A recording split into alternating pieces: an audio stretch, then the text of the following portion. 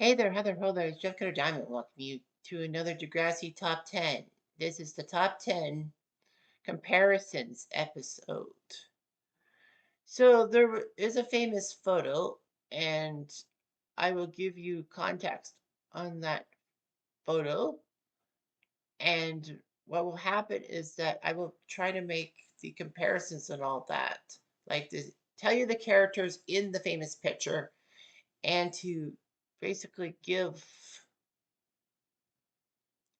like the people and what possibly could be the link. And then, so what ends up happening is that what I did was I did a poll, some polls, and of the most like put all the comparisons in. And what I did was I believe it was three polls or something like that, and then had it that the top two in each poll went from 1 to 6, and the next two would go from 7 to 12, and the rest would be, basically done for. But what happened was that in the polls, there were a couple of zeros and all that. So I cut the list down from 12 to 10. So then I made a 7 to 10 ranking list and 1 to 6 ranking video. So here's the list. First off, at number 10 on the list is Hazel and Shantae. I made the comparison that they were basically space fillers, if you will, or basically characters of color who were not treated that well. I know there's the whole racial undertone to this, but no, Hazel and Shantae both, were kind of space fillers because they didn't really get many major plot lines. Shantae was there from the beginning, like from season 4 to like season 10. So she basically was the oldest teenager on Degrassi, I guess, if you can make that thing. So yeah, Shantae was introduced in season 4, and then by season 10 or 11, she finally graduated. But remember, Degrassi in season 6 and 7. Season 6 was only half of the school year, and season 7 was another half. And then seasons 8 and 9 were one school year, and then 10, they went 10, 11, 12 for one school year and all that. So it was kind of awkward. So yeah, Hazel had the storyline. Can't remember the episode. Can't fight this feeling? No. Yeah. In season 2, something awkward. But yeah, season 2 is that the episode was very underrated because of Hazel trying to get her Somalian heritage, trying to cover up her Somalian heritage because, Somalia, and she was scared that people will get angry at her. And then this Muslim girl by the name of Farisa, who only appeared in one episode, basically outed Hazel in a sense. Hazel got mad at Farisa and didn't like Farisa at all. This episode was huge because this was 15 months after 9/11 when it first aired in Canada, and it brought hate talk and all that. That you can have discussions over hate and all that. Yeah, Shantae wasn't there for many plots, except maybe to um, make sure her cousin Dave fell in line, or basically was one who got into Jenna's head or something. But yeah, Shantae was a major space filler too. At number 9 on the list is Toby and Wesley. Reason why their comparison is because they were nerds who tried to fit in, and also, I guess I failed to put this into the polls, were basically shunted from the main cast. I know you could say Wesley main cast. Well, Wesley kind of was in the main cast, but basically he was shunted aside. He was actually sent to the Degrassi black hole and all that. Wesley was part of a musical group with Connor and Dave, in which they were trying to make it big in music and all that. Wesley was trying to get out of his nerd image, but nobody got um, put to the back burner more so than Toby in my mind. Of course, I'm a little biased because I love that Degrassi stuff, the old days of Degrassi. But the fact of the matter is that Toby was a decent character. In season 1, we thought he was going to be a breakout character alongside Ashley, but that didn't work out so much.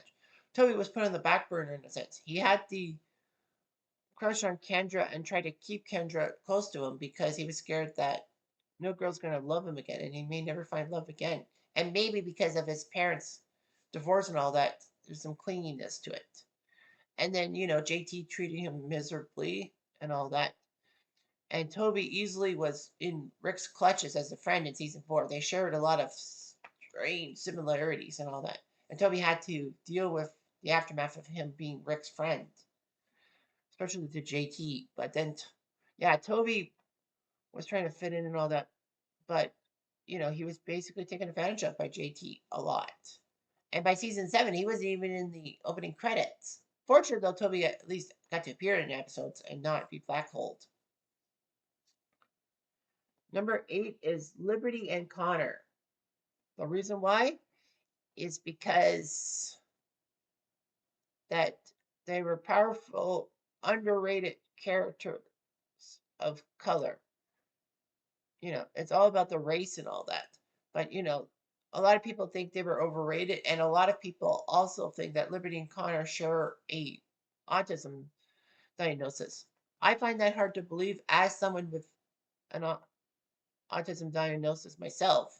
I know darn tooting that I doubt Liberty was autistic. She was just a go-getter, an A-type. Her parents basically pushed her and Danny to do everything, to, to push through everything, and to hide their feelings, I think. That's what I think. But yeah, I think that Liberty and Connor, a lot of people think were overrated and all that. Either overrated or underrated. I think they're underrated. I mean, yeah, Liberty got a lot of bad breaks and all that in Next Gen. Having lots of frenemies and all that. She didn't really have a true friend. She lost it after JT, and after season 4, they finally got together.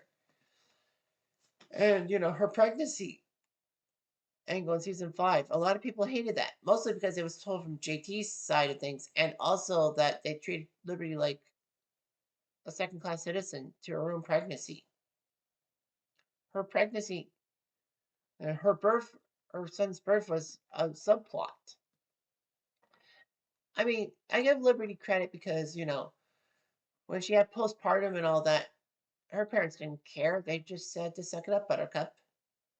And Connor, well, he came in, he caused a lot of ruckus and all that, and finally got diagnosed with being autistic and all that, Asperger's syndrome, as told by Snake, who cared for Connor while he was attending Degrassi. So, anyhow, what ends up happening is that, you know, Connor gets a bad rap, but thankfully Claire does her job and saves Connor from Principal Shep's inattentiveness. And Connor becomes a better character and all of that. Sure, he doesn't get much love in storylines, but hey, growing up autistic is not that easy. I should know. Number 7 on the list is JT and Dave. Reason why they're compared? Because they were class clowns trying to fit in and all that, trying to be who kind of matured at the end. Yeah, Dave was known as being a class clown and wanted to be popular and ladies' man in high school, but just couldn't do it. A lot of people didn't like it. And then, he tried to find a few girlfriends. He was with Jacinda, but Jacinda was kind of a stalker, if you will, and died in an accident in the series. And also, Dave and Allie were a decent couple after the Allie was trying to get back to being normal and all that. And I believe was this before Leo or after Leo?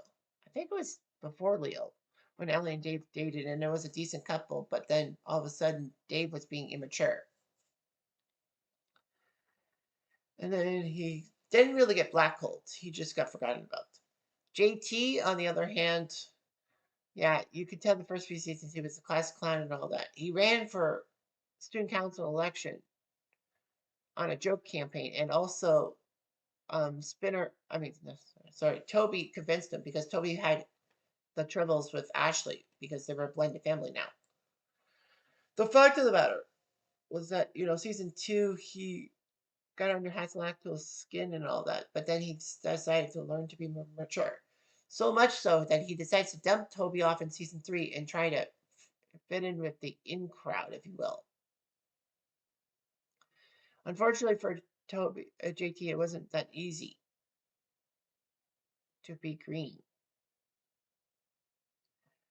But what ended up happening was that he matured in a sense. He had to mature with the whole Liberty pregnancy thing and tried to make things better by being a pharmaceutical assistant. But Jay just had to come in and tell him to sell drugs because he knew people who would sell their own mothers for OxyContin.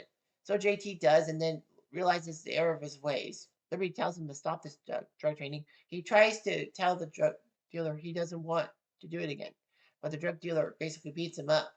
Jay doesn't have much sympathy for him, saying bummer times. At least it was a party. So of course JT overdoses and all that, and then he tries to fit in. He's with me on season 6. Liberty, of course, is jealous, but JT wanted to prove to Liberty that he could be a responsible father figure. And then, of course, he gets stabbed by Lakehurst because, reasons. Alrighty. At number, now time to do the 1 to 6 list. At number 6 is Terry and Anya. I know there was a tie. No, there wasn't a tie. So anyway, number 6 was Terry and Anya.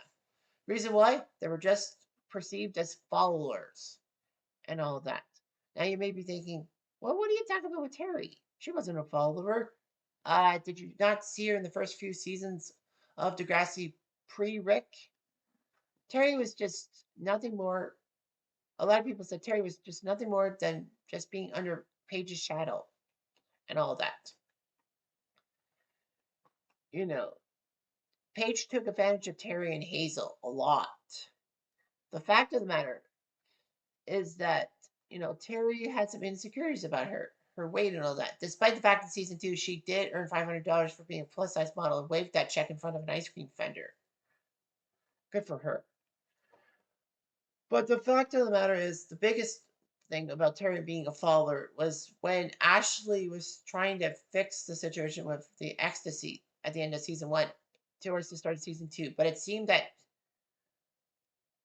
Terry and Hazel were wanting to side with Ashley, but Paige basically told them that if you side with me, you'll be fine, you'll be popular. If you side with her, you're going to be an outcast.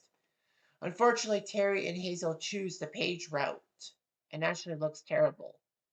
Ashley is so upset. I know she may have been over melodramatic, but the fact is, your best friends are basically choosing Paige over her and trying to be popular. That's kind of awful. And then, unfortunately, that type of behavior probably led her to Rick, even though Rick was kind of a psycho and people saw it from the beginning. That she was just, she just wanted to be with somebody. She was very insecure. I mean, can you blame her? If Rick was a decent guy, then yeah, everything works out, but it didn't.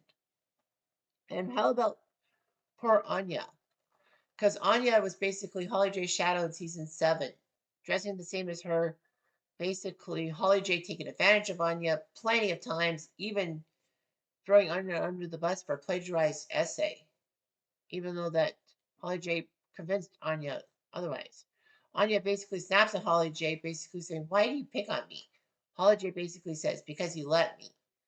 Anya then makes a few other dashing comments, talking smack about Holly J and all that. But then again, Anya is back in Holly J's friendship thing and all that. Maybe Anya felt bad for Holly J not really having friends. But yeah, her being a follower didn't make sense. And Holly J took advantage of it. In season 10, she wanted to win the student council presidency so badly, she wanted Anya to tell everyone that she and Sav are pregnant. That basically Sav got her pregnant and all that. So that it would ruin Sav's chances. However, Anya turned it around on Holly J, saying that they miscarried, got the sympathy vote, and Holly J got bit, and she was pissed off.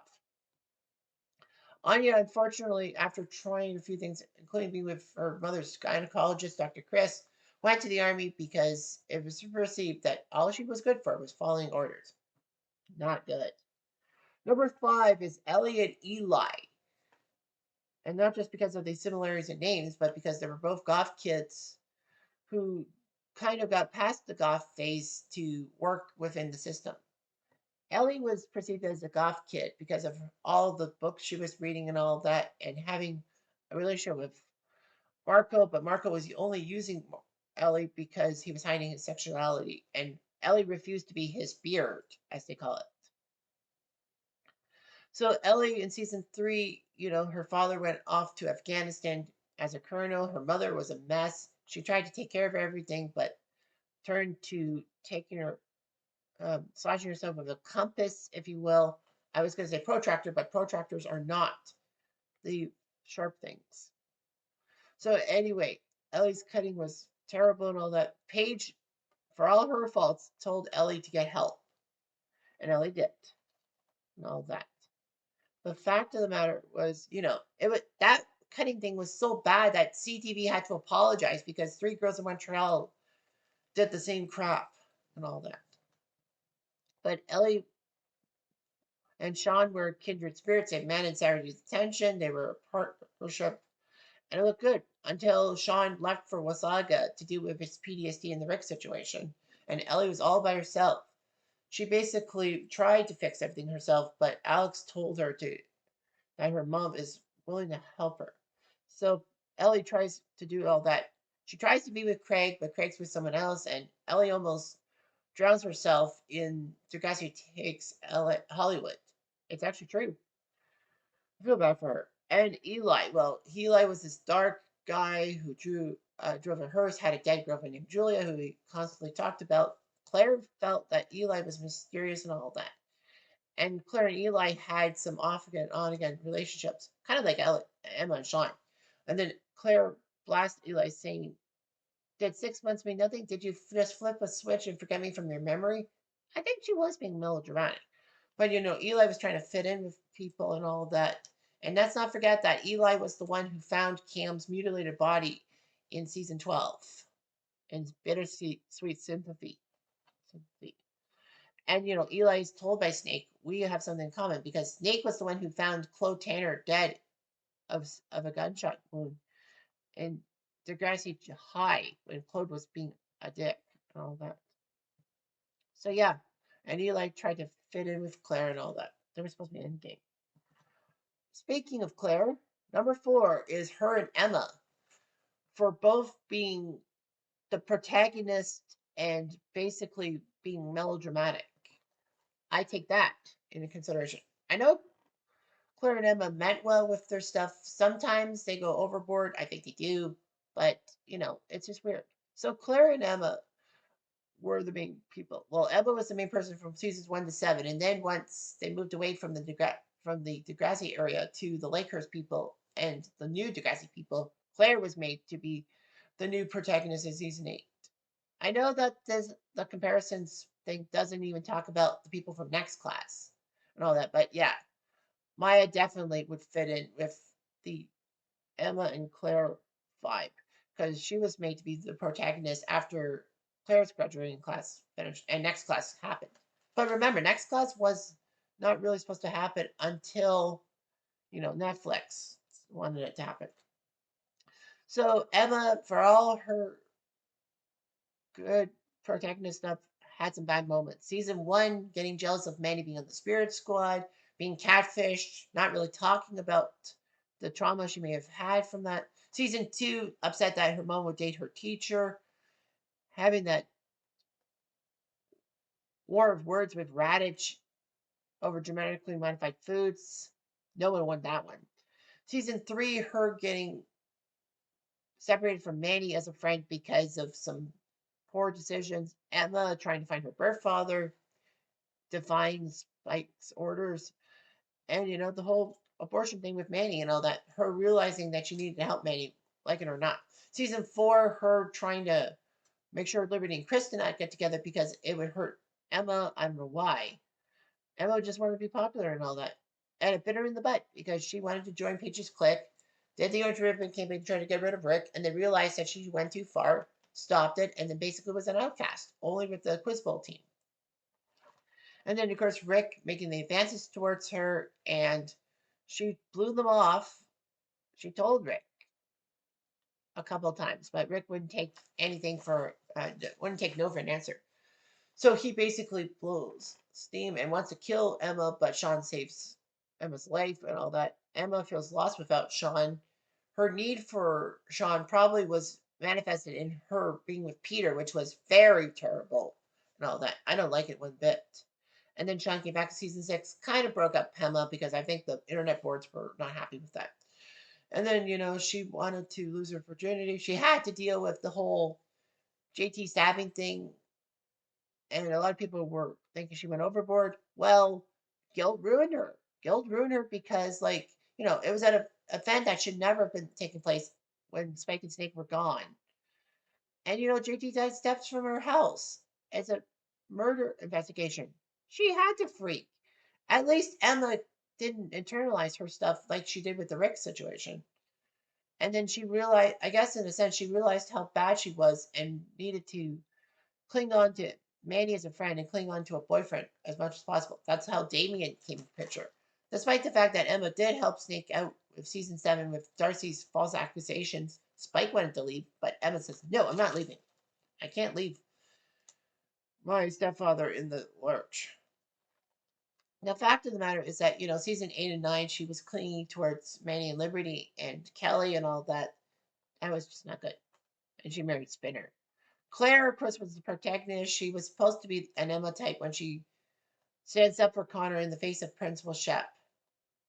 Well, people said that Claire deserved to be called a little bitch. No, she didn't. Not at that moment. No, maybe some other moments.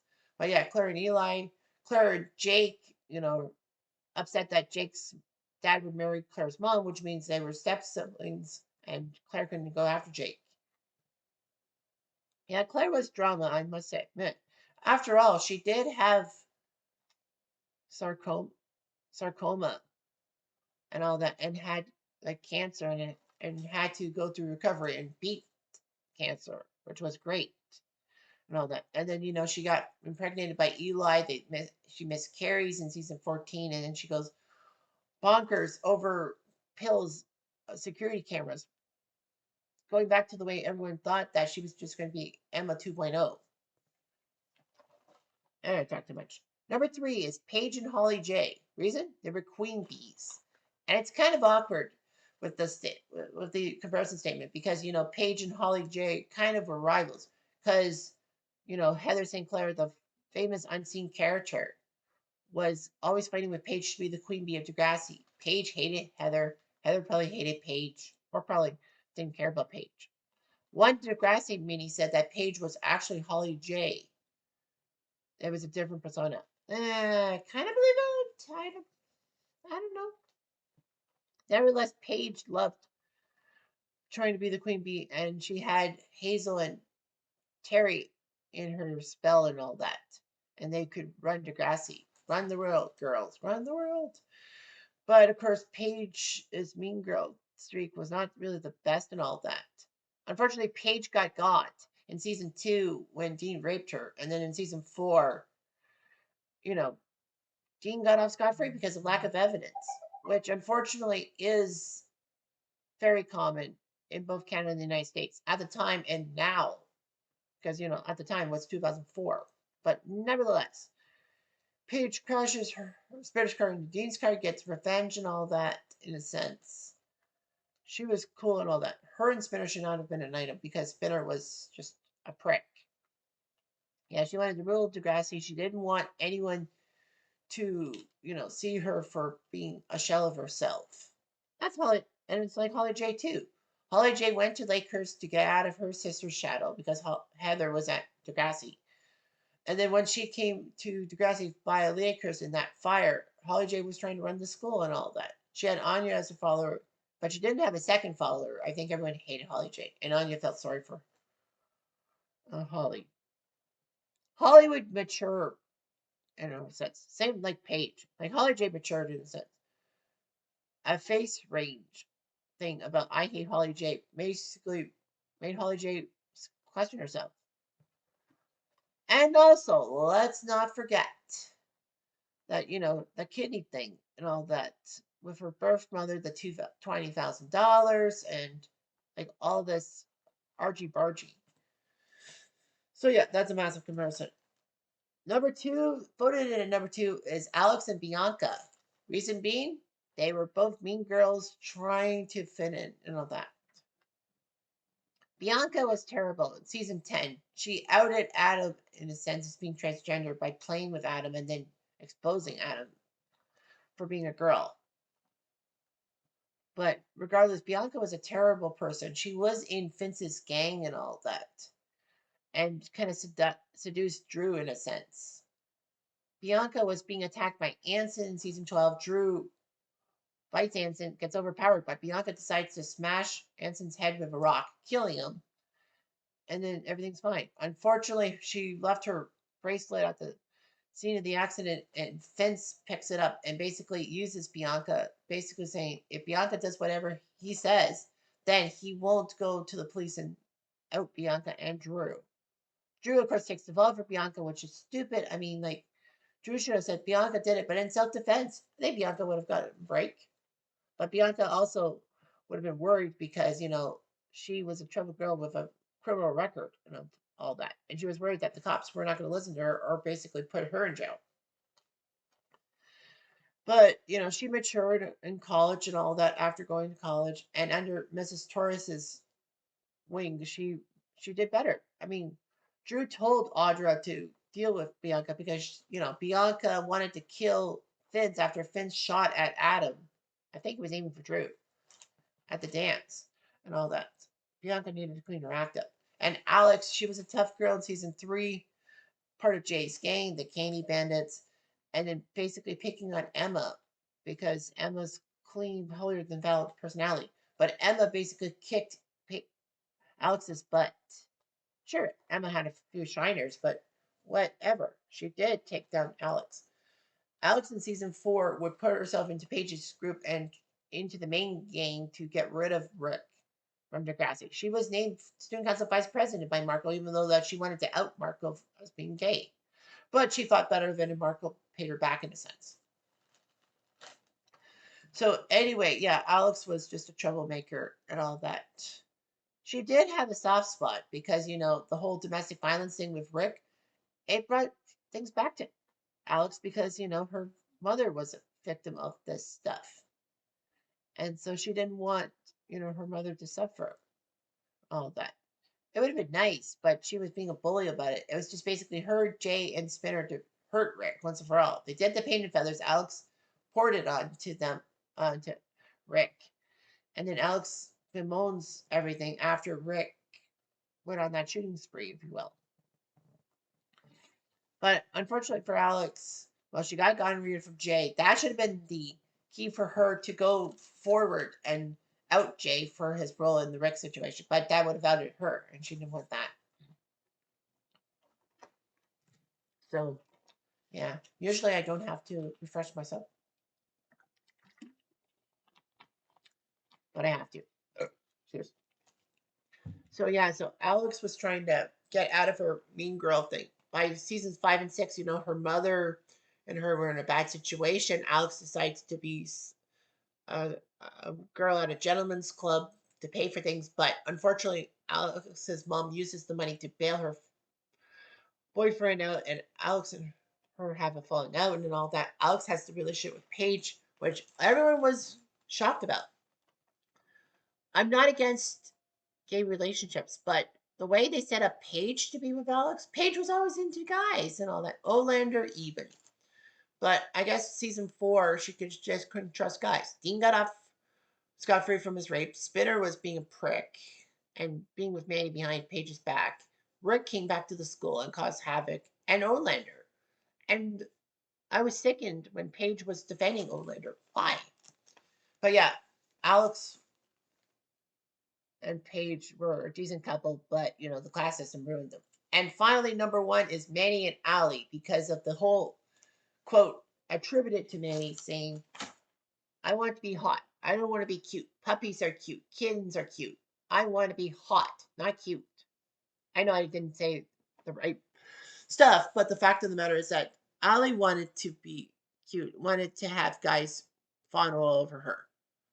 But Manny and Allie both are compared the same because they both had fathers, well, especially fathers who were of the old school immigrant mind. Manny's parents were, well, Manny was born in the Philippines, and Manny's father was being domineering towards Manny, demanding Manny not do all these things and all that. And Manny's mom just basically was in for the ride. She could have questioned Joseph, the father, but she stayed back. I think she was just scared about his wrath if, she disagreed with him. But the fact of the matter with Manny is that by season 3, she wanted to be with a guy named Soli, who basically just wanted Manny because she was hot. So did JT too. Emma tries to get Manny to realize that's not the smart thing. Being hot and all that, it has its disadvantages. I mean, Radich is upset with the thong outside the underwear. I mean, sorry, the thong outside the pants. And he has a point because school boards have the code that you can't do that. I mean, it's not the pants that was the problem, it's the thong outside of it. You can't have visible underwear. They do that to every time. They know. So yeah, it got her with Craig and with JT and all that, and a few other people, but she just didn't have the right chemistry and all that with people. She was even with her college professor, which was Ick, and he took advantage of her. Manny and Jay were a decent relationship in season 7 and in the Hollywood movie, but I just can't trust Jay. I just can't. I'm sorry. I know Jay was trying to fix the situation, but yeah, he was dead on everyone's shoulders. What can I say?